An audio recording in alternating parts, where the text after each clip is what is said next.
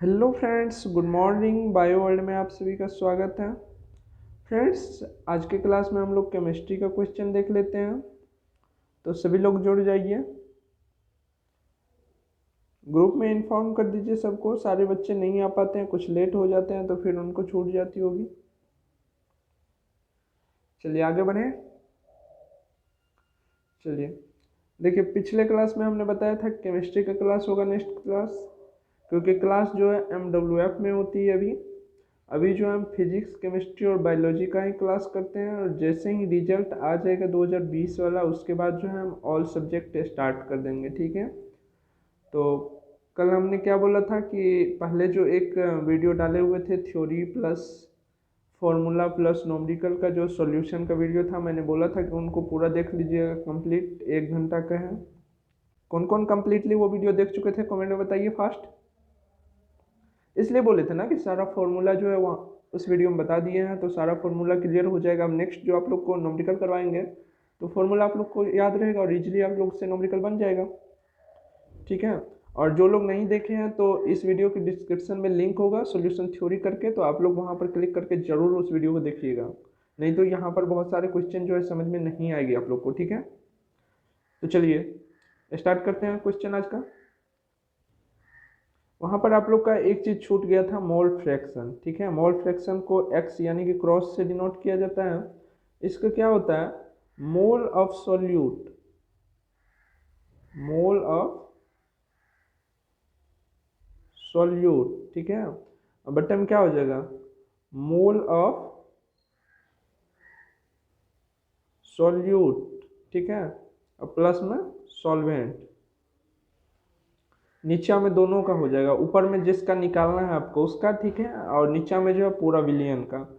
याद रखिएगा, अगर बोल देगा कि सॉल्वेंट का ही निकालने के लिए, तो ऊपर में हम सॉल्वेंट रख देंगे और नीचा में सॉल्यूट प्लस सॉल्वेंट दोनों रख देंगे। तो इस तरह से हमारा मोल फ्रैक्शन निकल जाएगा।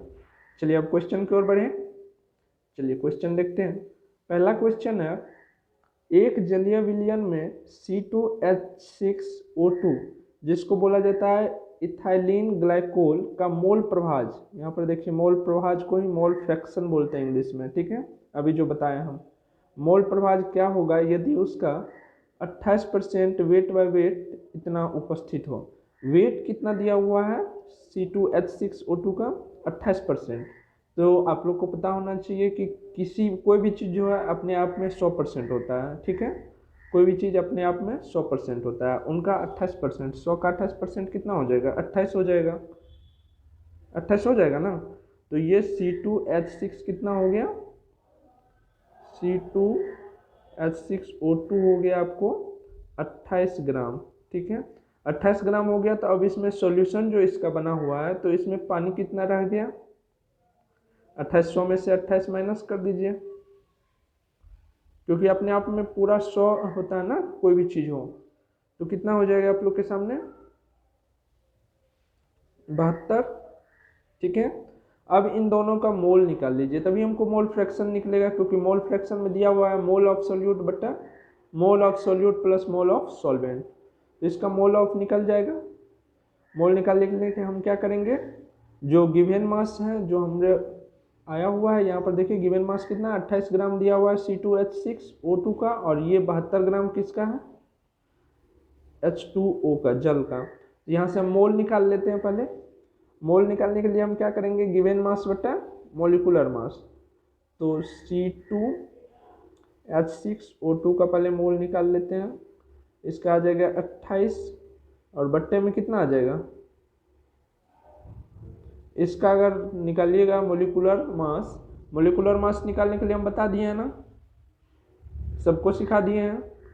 एक यहाँ पर 2 कार्बन है तो कितना हो जाएगा? 12 दूनी 24 और 6 हाइड्रोजन का 6, तो 24 6 30, और उसके बाद ऑक्सीजन 2 है तो 16 दूनी 32, 30 32 62। तो यहाँ पर हो गया 62। इसको कट कुट करके आपको आंसर आ जाएगा कितना, देख लीजिएगा। ठीक है। यहाँ पे मैं लिख दे रहा हूँ 0.451। ठीक है। इतना मोल आ गया इसका, 0.451। ठीक है। इसी प्रकार से H2O का भी मोल निकाल लीजिए, क्योंकि सोल्यूट है, सोल्यूट का भी मोल हमको चाहिए। H2O का मोल निकाल लीजिए। H2O का मोल कितना निकलेगा, यहाँ पर कितना निकला हुआ गिवन मास 72 निकला हुआ है, और इसका मोलिकुलर मास कितना होता है H2O का 18 होता है। तो 18 से इसको कट कीजिएगा तो कितना बार में कट जाएगा बताइए, 4 बार में। ठीक है, तो यहाँ से निकल के आ गया आपको 4 मोल। चलिए, इतना आंकड़ा आप लोग को समझ में आ गया। अब क्योंकि हम इसको हटाएंगे, फिर से मोल फ्रैक्शन लिखेंगे, ठीक है ना। चलिए हटा दे। दूसरे बार आप इसको देख करके नोट करते जाइएगा। वैसे अभी आप स्पीड में नोट कर पाए तो नोट करते ही जाइए, ठीक है, क्योंकि बाद में आप लोग को देखने में मन तो लगता नहीं है, कंप्लीट वीडियो कोई देखता ही नहीं है, और फिर बोलेंगे कि हमको तो न्यूमेरिकल करने ही नहीं आता है, सॉल्व करने ही नहीं आता प्रॉब्लम। चोरी पढ़ के क्या होगा। कंप्लीट वीडियो कौन कौन देखते हैं बताइए तो। 2 मिनट 4 मिनट देखे बस छोड़ के भाग गए, तो ऐसे नहीं होगा बाबू, पूरा कंप्लीट करना पड़ेगा। चलिए नोट कर लिए, याद रखिएगा दोनों का मोल कितना निकला हुआ है। एक का निकला हुआ है 0.451 और दूसरा का निकला हुआ है 4। चलिए आगे बढ़ते हैं। तो अब मोल फ्रैक्शन हम निकालेंगे। मोल फ्रैक्शन को किस चीज़ से डिनोट किया जाता है, x से। मोल फ्रैक्शन किसका हम निकाल रहे हैं, C2H6O2 का, ठीक है। तो चलिए बैठा दीजिए, जो ऊपर में है मान उसको ऊपर में।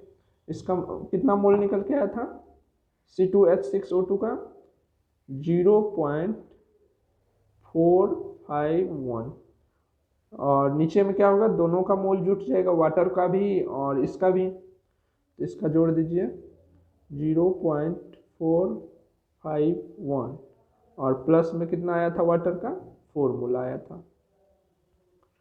तो ये कितना हो जाएगा 0.451 बट्टे 4.451 ऐसे आ जाएगा क्या। और इसको अगर आप काट कुट कीजिएगा तो कितना आ जाएगा 0.101। ठीक है, देखिए कितना नंबर में ये आपका ऑप्शन है, बी नंबर में ऑप्शन है। ये हो गया आपका राइट आंसर। और ये क्वेश्चन जो है नीट का है, याद रखिएगा, ठीक है, नीट का ये क्वेश्चन है। चलिए आगे बढ़ें। अगला क्वेश्चन है, निम्न में ताप बढ़ने पर क्या परिवर्तित हो जाता है। ये आपको 4 ऑप्शन दिया हुआ है, ठीक है, किसी एक को चूज नहीं करना है। यहाँ पर देखिए ABCD, ये इन चारों में से किसी एक ऑप्शन को चूज करना है। ये 4 ऑप्शन आपको दिया गया, इनमें से किस किस पर जो है टेम्परेचर अपना इफेक्ट डालता है, ये आपसे पूछा जा रहा है। जल्दी से बताइए। जो लोग थ्योरी क्लास किए होंगे उनको पता चल गया होगा कि मोलरता और यहाँ पर वेट व वॉल्यूम जो है इस पर, और नॉर्मलता, इन तीनों पर जो है टेम्परेचर अपना इफेक्ट डालता है। मैं बताऊं तो टेम्परेचर उन्हीं पर इफेक्ट डालता है जहाँ पर वॉल्यूम हो, यानी कि लिक्विड हो, ठीक है, क्योंकि जब टेम्परेचर बढ़ता है तो लिक्विड का वॉल्यूम जो होता है वो भी बढ़ जाता है, ठीक है, और वॉल्यूम बढ़ता है तो सोलबिलिटी घट जाती है। तो इन तीनों पे हो जाएगा। ये तीनों वाला ऑप्शन कौन सा है, देखिए यहाँ पर सी नंबर है, ठीक है, सी नंबर हो जाएगा। मोलरता पर भी, मोलरता का क्या था फॉर्मूला बताइए, मोल ऑफ सोल्यूट बट्टा वॉल्यूम ऑफ सॉल्यूशन। और नॉर्मलता का क्या था बताइए बताइए, नंबर ऑफ ग्राम इक्विवेलेंट बट्टा वॉल्यूम ऑफ सोल्यूट। तो यहाँ पर भी वॉल्यूम लिया गया था सोल्यूट का, लीटर में या ml में, जिसमें भी आप लेना चाहे उससे उतना जो है बाद में आपको मल्टीप्लाई कर देना पड़ेगा, ठीक है, लीटर में आपको लाना ही पड़ेगा जैसे भी लाइए। मोलरता में भी यही था, नीचे में वॉल्यूम था, लीटर में हमको लाना था। और प्लस में ये जो आप लोग देख रहे हैं परसेंटेज वेट बट्टा वॉल्यूम, ये क्या होता है 100 ml में, ठीक है, 100 ml में जो होता है ये 10% होता है, 100 ml में 10%, इसी को बोला जाता है वेट पर वॉल्यूम, ठीक है। और ये जो होता है दवाई में ये पैमाना बहुत ही काम आता है। चलिए आगे बढ़ें। सबको समझ में आ रही है, सबको समझ में आ रही है तो लाइक वाला बटन दबाइए जा करके। नहीं, आप लोग लाइक करते नहीं हो और अनलाइक करने वाला करके चला जाता है, तो अनलाइक करने वाले से हम पूछते हैं, अगर वो वीडियो देख रहे होंगे तो क्या परेशानी है, अनलाइक करने से क्या मिल जाता है। कमेंट में अगर आप अपनी प्रॉब्लम बताओगे तो मैं उस पर सोचूंगा, उस पर गौर करूंगा और आपके प्रॉब्लम को सॉल्व करने की कोशिश करूंगा। बट डिसलाइक करने से क्या मिलेगा आपको, बताइए। अगर कोई चैनल वाले डिसलाइक कर रहे हैं तो भाई क्यों डिसलाइक कर रहे हो, आप भी अपने चैनल पे मेहनत करो, आप भी एक दिन बहुत आगे जाओगे, हमसे बहुत आगे जाओगे, ठीक है। बशर्ते है कि आप मेहनत करो। मैं क्या हूँ, मैं कुछ नहीं हूँ, जीरो हूँ। आप हीरो बन सकते हैं, तो आप खुद मेहनत कीजिए। बशर्ते है मेरे वीडियो को डिसलाइक करने से आपको कोई सफलता नहीं मिलेगी, ठीक है। क्योंकि आप एक दो डिसलाइक कीजिएगा, उससे क्या हम वीडियो देना बंद कर देंगे या क्लास लेना बंद कर देंगे, बताइए, नहीं हो सकता है। तो आप लोग मेहनत कीजिए। अगर चैनल वाले डिसलाइक कर रहे हैं, तो अगर कोई स्टूडेंट डिसलाइक कर रहे हैं तो वो अपनी प्रॉब्लम बताइए, आपके प्रॉब्लम को ज़रूर हम सॉल्व करने की कोशिश करेंगे, ठीक है। लेकिन डिसलाइक से आपका कुछ फ़ायदा होने वाला नहीं है, क्योंकि हम क्लास बंद नहीं करने जा रहे हैं। क्योंकि मेरे जो स्टूडेंट हैं, जो हमको पढ़ना चाहते हैं या मेरे पढ़ाई में जो रुचि रखते हैं, वो लाइक करेंगे या नहीं करेंगे, बशर्ते अगर वो वीडियो देखते हैं, वो क्लास अटेंड करते हैं, तो मैं क्लास लेते रहूँगा, ठीक है। चलिए आगे बढ़ते हैं, बहुत बातचीत हो गई। अगला क्वेश्चन है, 3 मिलीग्राम CaCO3 100 लीटर जलीय विलयन में उपस्थित है, अतः इसकी ppm सांद्रता होगी। ppm को क्या बोला जाता है, पार्ट्स पर मिलियन, पार्ट्स पर मिलियन। ppm में इसकी क्या होगी, बनाइए तो, बताए हुए हैं सबको शायद, ये क्वेश्चन बताए हुए हैं, सॉल्व कीजिए आप लोग। चलिए निकालते हैं इसकी, ठीक है। ppm निकालते हैं, मिलीग्राम है, इसको ग्राम में कैसे लिखेंगे, क्या कर देंगे, 10⁻³ कर देंगे, ठीक है। और इसमें क्या होता है कि ये कितना दिया हुआ है, 100 लीटर दिया हुआ है, 100 लीटर है। इसको मिलीग्राम में करने के लिए कितना करना पड़ेगा, 1000 से कर दीजिए, और इसके फॉर्मूला में गुना में 10⁻6 लगा होता है, ठीक है। इसमें क्या करना है, ऊपर में सोल्यूट का मान रख देना और नीचे में जो है सॉल्यूशन का वॉल्यूम रख देना है, और मल्टीप्लाई 10⁻6, ये फॉर्मूला ही रहता है, ठीक है। तो यहाँ पर देखिए कितना जीरो हो गया, 2 जीरो ये हो गया और 3 जीरो ये हो गया, 5 जीरो हो गया और यहाँ पर 6 जीरो है, तो इसको हम हटा दे रहे हैं। बच गया कितना, 1 जीरो यहाँ पर एक्स्ट्रा बच गया प्लस में, तो 1 जीरो यहाँ पर हटाएगा तो क्या हो जाएगा, -2 आ जाएगा। 3 गुना 10⁻², 1 जीरो यहाँ का बचा हुआ है ना, 5 ही कटा था ना। तो यहाँ पर देखिए माइनस वाला जो होता है वो बट्टे में होता है, ठीक है। तो इसको हम बट्टे में लिख देते हैं, इसको हटा के हम बट्टे में लिख दें। चलिए इसको बट्टे में 100 लिख देते हैं।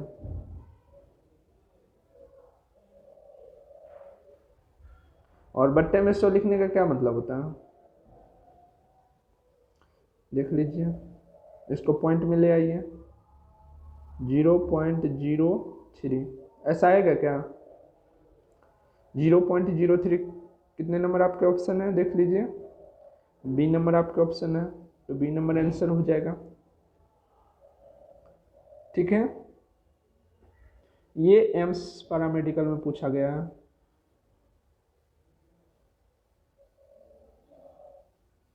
ठीक है। चलिए आगे बढ़ते हैं। अगला क्वेश्चन है, 0.3 मोल फास्फोरस अम्ल की नॉर्मलता होगी या है, नॉर्मलता आपसे पूछा जा रहा है। नॉर्मलता बराबर हम बताए हुए थे, नॉर्मलता का 2 फार्मूला होता है, एक होता है नंबर ऑफ ग्राम इक्विवेलेंट बटा volume of solution in litre, और दूसरा एन फैक्टर। अगर कोई यौगिक के फॉर्म में दिया हुआ है, कंपाउंड के फॉर्म में दिया हुआ है, तो उसका क्या करेंगे, हम एन फैक्टर निकाल लेंगे इजीली। और एन फैक्टर निकालने के बाद उसका अगर मोलरता दिया रहे, तब की बात करें हम, अगर मोलरता दिया रहे तो एन फैक्टर निकालेंगे उस कंपाउंड का, और एन फैक्टर के बाद जो है मोलरता गुना कर देंगे, बस आ जाएगा। तो चलिए हम इसका देख लेते हैं फॉर्मूला। पहले फास्फोरस अम्ल का क्या होता है,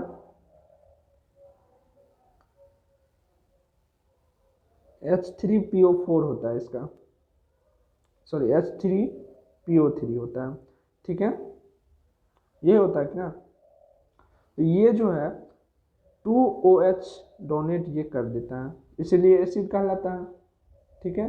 और ये 2OH जो है ये इसका बेसिसिटी कहलाता है और यही n फैक्टर हो जाता है। कितना ये डोनेट कर रहा है? 2 कर रहा है, तो यही इसका n फैक्टर हो जाता है। और नॉर्मलता की बात करें तो n बराबर हम बताए थे n फैक्टर गुना में m, जो m आपको दिया हुआ है। तो n फैक्टर कितना है? 2 है और गुना में हो गया 0.3। अब बताइए कितना आ जाएगा? कितना नंबर ऑप्शन है आपके? B number. सबको समझ में आ रही है? ये n फैक्टर हो गया कितना OH डोनेट कर रहा है, ठीक है। जितना ये OH डोनेट कर सकता है वो उनका n फैक्टर हो जाएगा। और एक कैसे निकाल लेते थे नॉर्मलता? नंबर ऑफ इक्विवेलेंट वेट बटा वॉल्यूम ऑफ सोल्यूट, ठीक है ना। और दूसरा जब यहाँ पर मोलरता दिया रहे तब कैसे नॉर्मलता निकालेंगे, तो वो अभी मैंने ये फॉर्मूला बताया, ठीक है, n फैक्टर वाला। सबको समझ में आ गई? चलिए आगे बढ़ते हैं।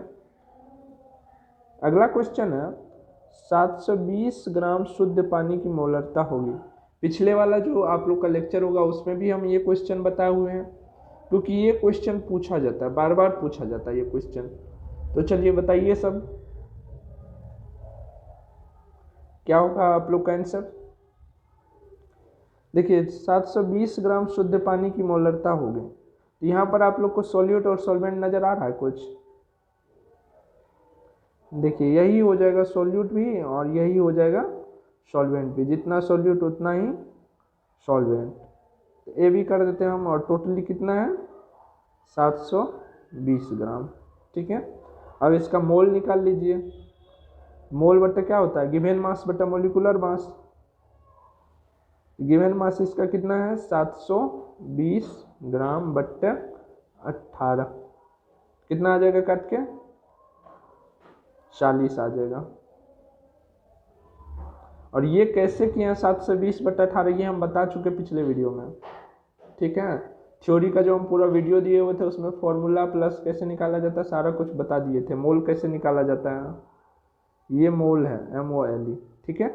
मोल कैसे निकाला जाता है ये हम बता दिए हैं, तो आप लोग वो वीडियो देखिएगा ही देखिएगा जो नहीं देखे हैं। और जो देखे हैं फिर भी आप लोग को अगर इन सवाल में थोड़ा भी कन्फ्यूजन हो रहा है तो एक बार बैक वाला वो जो है 1 घंटा का क्लास जरूर कर लीजिएगा, ठीक है।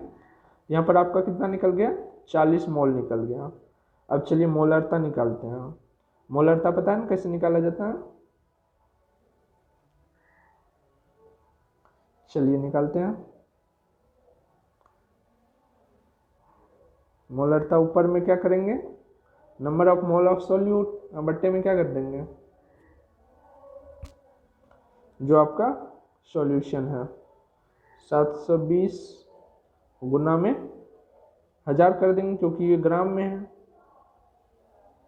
अच्छा गुना में हम क्यों करेंगे? इसको भाग देते ना, 1000 से तो इसको भाग देते तभी हमको ये लीटर में या केजी में मिलता। तो ये 1000 को हम अगर यहाँ से हटा के यहाँ मल्टीप्लाई में दे दिए तो कौन सा दिक्कत हो गया बताइए? इसीलिए वहाँ पर जो 1000 कर दिए हैं। देखिए 1 0 हटा दीजिए, ठीक है। बाकी बच गया आपका कितना? 4000 बट्टा 72, और इसको अगर आप मल्टीप्लाई कीजिएगा तो कितना आ जाएगा आपको? 55.5, ठीक है। ये आ जाएगा इसका मोलरता, ठीक है। सब लोग देख लीजिएगा आंसर। चलिए आगे बढ़े, समझ में आ गई? यहाँ पर क्या निकाले हैं? मोलरिटी निकाले हैं। मोलरिटी बराबर क्या होता है ये हम उस थ्योरी वाले वीडियो में बता चुके हैं, तो आप लोग उसको देख लीजिएगा। चलिए आगे बढ़ते हैं। अगला क्वेश्चन है 1 विलियन का प्रसारण दाब बढ़ता है यदि, प्रसारण दाब को क्या बोलते हैं? Osmotic pressure,